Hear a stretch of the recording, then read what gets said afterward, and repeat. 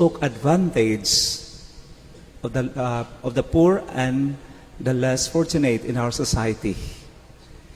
In the book of Prophet Amos, he criticized those people, especially the business people, businessmen of that time, who are doing injustice to their customers. This particular warning is not only applicable during those time, but even in our time. If you take advantage others, you took advantage other people because of their needs, no? Nagpaginansya ka og dako, nagpautang kag dako, nagpa-interest ka og dako niini, you enjoy the benefit of having more position. But the warning, as what God was telling at the last part of the first reading, God will never forget what they have done. Dili makalimot ang Diyos sa ilang daotang binuhatan. So ang atong lesson nga makatunan, dili gyud maayo nga magpahimulos ta, mag-abusar, mo take advantage sa kahuyangan sa uban, sa ilang mga panginahanglan, dili gyud maayo nga aturang kaugalingon may atong unahon. Ang atong kaugalingong kaayuhan mao'y atong priority. That opportunity to serve, labi na kung ikaw nagnegosyo, you are God's instrument to help other people. But if you are driven by greed, mao gini delikado. Di nimo makita ang kalisod sa uban. Ang ilahala, kanang ang imurang kaugalingong kaayuhan, mao imuhang nakita. So kanang kahakog sa tao, mo hinungdan nga siya mo abusar, mo take advantage, mo hinungdan nga makapanglupig sa ubang mga tao. So kana siya hinumduman nato. Ang Diyos nakakita sa atong gibuhat. Matod pa dinhi sa first reading, dili siya makalimot sa atong gibuhat. Ato na siyang i-connect sa ato ang gospel. In our gospel, Jesus gave the parable of the dishonest manager. That rich man who give a command to his manager, his steward, to give a full account of his stewardship. Ang maong manager or pinialan, nagpahimulos, we take advantage ng lupig sa iyang amo. O sa dihang nabulabog na, naibaluan ang iyang daotang binuhatan, kung sa may iyang gibuhat, nanigurog yun siya. Gibuhat niya ang tanan to save himself. Ang iyang strategy, mao kini. Ang tanan mga utangan, iyang giusa-usa pag-istorya. Ang una, usa ka gatos kataro nga lana, 100 jars of olive oil. Ang iyang gibuhat, instead of paying the whole amount, kitagaan niyang discount, gihimo niyang 50. So 50% ang na-save sa nakautang. Sa second nga dator, lahi man ang kanang translation in Bisaya, usa ka libo ka bakid nga trigo, gihimo nga 8 ka gatos, 20% discount. Kung atong tan-aw na siya og pamalandungan, pabor sa mga nakautang, dihado ang amo. Pero matingala ta, nganong ang iyahang amo nakadaig sa gibuhat sa maong limbungan nga pinialan. Iya bang gi-acknowledge nga maayo ang pagpanikas? No. Dili ang dishonesty, not the dishonesty of the steward, but he commended the effort, no? The strategy done by the steward. No? Ang iyahang pagpaningkamot, gibuhat ang tanan aron siya mahawas sa maong problema. Kay balo naman siya nga wala na siya trabaho, gibuhat niya ang tanan nga ma-save siya sa iyang kalisod. That's the point of the parable. Ang maong tao nga naa sa kalisod, ang iyang mentalidad, no? For survival, buhaton niya ang tanan to survive. Kana ang challenge nga gihatag kanato sa Ginoo in our gospel today. Naunta na the same strategy, dili daotang binuhatan, but rather the same mentality that we will do our best, everything that we can in order for us to be saved. Nga ang atong tan-awon, dili lang nga maluwas tas kalisod ning kalibutana, kundili maluwas punta sa lain nga kinabuhi. Ang term nga gigamit sa Binisaya, gibutang dito, inantigo, nga gibuhat sa maong pinialan. That lesson is applicable to each one of us because we are stewards. Kita gipialan sa atong kinabuhi, gasa kinigikan sa Dios. Gipialan kita sa mga responsibilidad. Kung ikaw ginikanan, ikaw usa ka administrator, usa ka pari, o unsa man nga mga negosyante ba ka, or sa imuhang career as a lawyer, doctor, engineer, kana siya, gipangpiya lang na siya, gigasahan taan na sa Ginoo. Opportunity na for us to become His instrument, to be His instruments to others. Nga kung kita magpahimulos, kaya nga torang kaugalingon nga kaayuhan, mao'y priority nato, then, mao ni magdala ka nato sa kadautan. Kung kita gigasahan, gisaligan sa maong opportunity na opportunity nga mulambo ang atong pagpuyo, di po tanan nato kalimtan, God has a purpose, o mingon ta, mission nato sa kinabuhi. And I believe to become His instrument. Kung tungod sa kadaw, dili ta makakita sa panginahanglanon sa uban, naningkamot ta, gibuhat nato ang tanan aron ta madato, gibuhat nato ang tanan aron ta mahayahay, gibuhat nato ang tanan para sa atong kaayuhan. Ingon ana pud ta na atong paningkamot, buhaton nato ang tanan aron ta after sa atong kinabuhi malangit pud ta na ta. Gamito na ko nga example katong time samtang nagbitay sa cross si Jesus, katong nagbitay tapad niya, gilansang pod sa cross, sa tuo ug sa wala. Ang usa, gi-blame niya ang Ginoo. O mayngon ta, wala siya nakakita sa mga opportunity. Yan kaugalingon mo, iyang gihuna-huna. Kung tinuod ka nga Diyos, luwasa imong kaugalingon, o kami. Gisayangan niya ang mga opportunity. But the one who sees opportunity, niingon siya, Jesus, hinumdumin taon ako kung maghari ka na. Kung sa isulti ni Jesus, karong adlawa uban ka nako ngadto sa paraiso. Maybe it was the last chance that he has.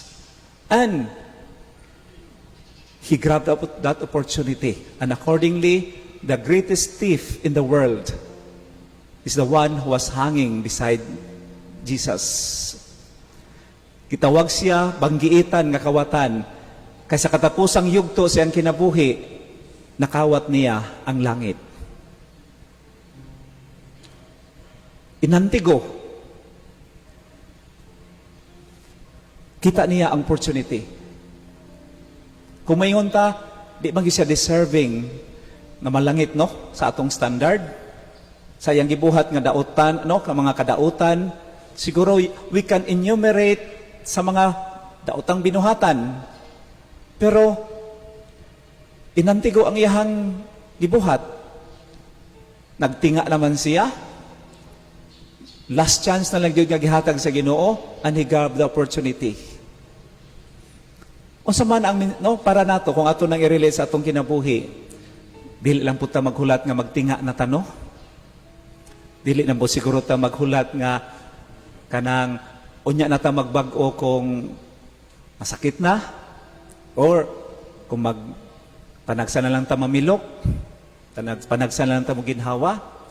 Take every opportunity as the last opportunity, and it will make the difference.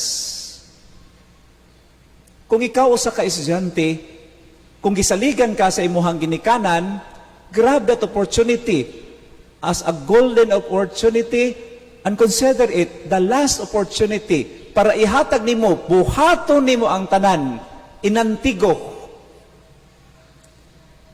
aron makalampos sa pag-eskwela. Kaya kung sayangan ang kahigayunan, basin wala na ang maong kahigayunan. Kung ikaw o sa kanegosyante, og nilambo na sa pagpuyo, sa imuhang panginabuhi, maayo na ang dagan, basin mo na ang opportunity nga gihatag sa Ginoo aron makatabang ka sa uban. Consider it as the last opportunity. Kung ikaw, kaantigo mo diskarte, inantigo nga pamaagi aron mulambo ang imong pagpuyo, gamita na nga abilidad, dili sa daotang pamaagi, kundili sa maayo nga pamaagi aron makabuot ang gipangandoy nga kaluwasan.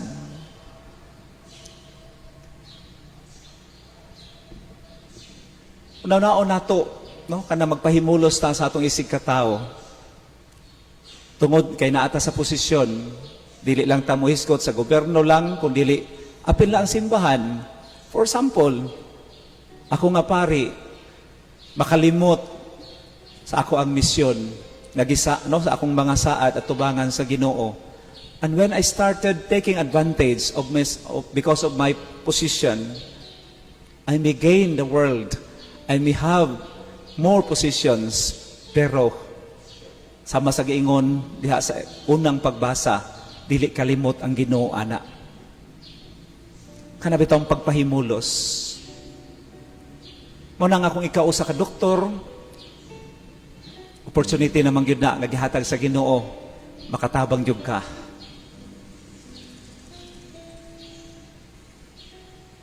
Nato yung sa si Bishop ning share, katunang namatay nga Bishop. Gikan siya nagpa-check up sa St. Luke's. Unya, nag-iskot ang duha ka doktor na yang nasundan, kusog bang tingog. Nagproblema ang usa kay nabayro nun sa sakyanan. Tubag sa usa, madali lang yan. 2 operations lang yan, tapos na. Gishare niya ni sa usa ka homily, ug ako pong i-share sa inyo ha. Kung ang mentalidad sa usa ka tao nga naa sa posisyon nga makatabang to gain more, posible gyud mo charge sa dako. 2 operations lang yan, pwede na mabuhat. Tapos na ang utang sa sakyanan. Pero kung ikaw nagunahon na nagasa na gikan sa Ginoo, yes, you are, siguro,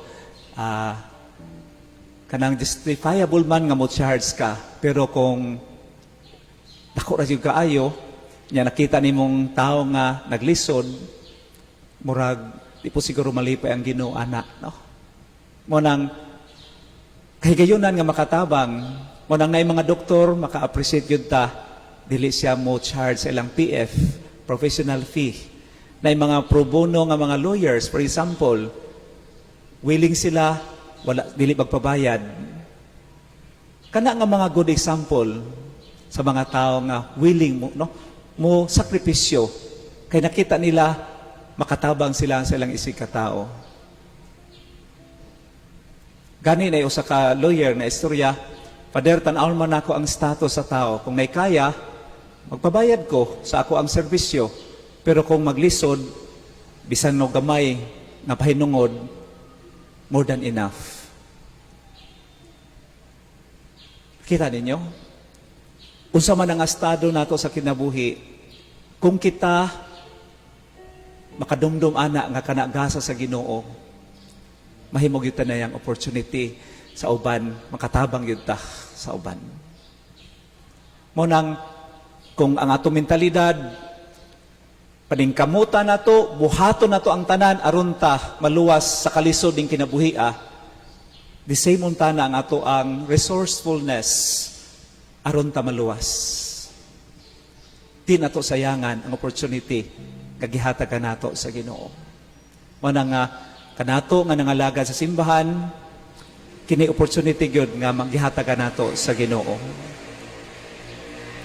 Last na lang example, one time nagtapok ni mga Paris Cathedral niya, nagistot sa mga dagas parokya. Usa ka pari niingon, patay no kaning buntag sayo bitaw no. Anong gamay ra may manimbaw niya kasagaran mga tiguwang. Kanang tiguwang bitaw, ang mga kasagaran mga hamtong na gyud. Yung usahay lagi ang pari po, katugon magmisa kay mga tiguang minanimba. No? Ningon ang usa ka ubang pari, alangan na naman sa pre-departure area, puno-pundo na yun na sila. No? Inantigo. No? Human naman na-enjoy ang kinabuhi. Murag na naman sa pre-departure area, pundo-pundo na ko, Lord. No? Mapitaw ng lisod gani pasimbahon ni mga batanon, na-enjoy pa man na sila. Pero ma-realize na nila nga magatiguang na, mupaduol na nila simbahan, mo-serve na na. No? Kaya unahuna nila, matay, kung mamatay ko sa akong katigulangon, nang gawas naman ng mga sakit, mananing panahon na, pundo-pundo ko bahani dito sa langit. No? Unang usahay ko batanon pa, enjoy. Pero mo na makatiguang ta, makasabot ta, kantigo na ta mo diskarte. No? Inantigo na gyud para maluwas. Mo na nga, katong wala pa ni serbisyo, huy, panerbisyo na taon mo. No? Ito, dunay kahulugan ni ini. If we enjoy the benefits that we have, kung dato banta, na-enjoy na nato, may na lang, makapundo tagbahan din dito sa langit, labi na kung mahimutang generous bitaw nga naghatag tabang sa simbahan. Nakita ninyo ang mga supportive guys sa simbahan, katong maabot na gyud ana nga pangunahuna, labi nagmuingon para asa pa man niya, di man ni madana ako inig kamatay, ako lang nang i-share sa simbahan. Mo na inantigo o nang hangyo na ako sa inyo ha, namatay project, diskarte mo, inantigo, no? Mintras na pay project, no? Tabangan nato, no? Kadili man ni personal nga para ka sa kaayuhan sa pare, mo hawa ra ang pare dinhi, kamo ang maserbisyuhan anang atong project, no? Mo nang akong naglisod mo gasto sa inyo hang katigayunan, we can learn from the gospel. Ningong gani si Kristo dinhi, be friends with this honest wealth. Dili man na out of this honesty po siguro inyo ha, kundi ang point, di ra ba na badahan na to inig kamatay. If God give that opportunity sa inyo ha, because God is trusting you to be His instrument of blessings to others. Hinautontana, kanti ko tamudala, sa unsay na gihatag sa Ginoo nato, ug dili unta na ta makalimot nga gihatag niya kanato ni kay kita gitawag niya nga mahimong instrumento. Ang kadaw kahakog sa tao magdala sa kadautan. God is generous to us and we should also be generous to others. Ug manghinaot ko, gamito nato ng opportunity, inantigo. Kung natay kahigayunan nga mutabang, dili lang sa simbahan, mutabang sa atong isikataw, grab that opportunity and consider it as the last opportunity for you to be in heaven. And it will make the difference. Hinaot pa unta. Please all stand. Together let us profess our faith. I believe in God, the Father Almighty, Creator, even Jesus Christ, His only Son, our Lord, who was conceived with the power of the Holy Spirit, and born of Virgin Mary, He suffered under Pontius Pilate, was crucified, died, and was buried. He descended into the dead, and the third day rose again from the dead, and is seated at the right hand of the Father Almighty. From there He will come to judge the living and the dead. I believe in the Holy Spirit, the Holy Catholic Church, the communion of saints, the forgiveness of sins, the resurrection of the body, and life everlasting. Amen. We are expected to use God's gifts and life's opportunities with creativity and vision. But our own weaknesses and the bad example of others often lead us to fail in this. With humble confidence, let us ask God's help by saying together, Lord, graciously hear us. Lord, graciously hear us.